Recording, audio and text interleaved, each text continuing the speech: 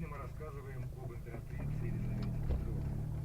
Личная жизнь Елизаветы всегда вызывала массу сплетен и гнусов.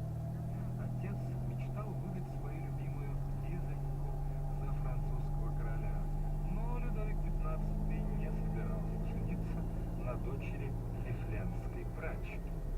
Природной красоте и грации цесаревны завидовала императрица Анна Иоанновна. Говорят, она намеренно отваживала женихов Елизаветы. Каких женихов?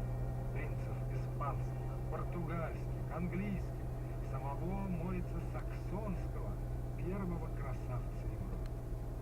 Или она боялась, что, окажись Елисавет за границей, да на свободе, да в качестве будущей королевы, и начнет мстить ей императрица Всероссийская.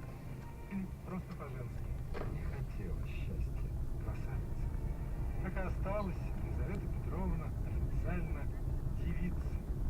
Подробнее о том, как переплелись сердечные дела Елизаветы с делами государственными, мы находим у историка Николая Ивановича Костомарова. Фрагмент из его книги «Русская история в жизнеописаниях» читает Олег Исаев.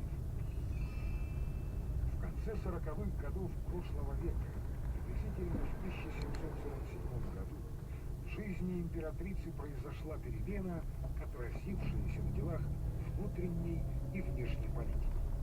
До сих пор влиятельнейшим лицом при Елизавете Петровне был Алексей Григорьевич Разумовский. Он был сын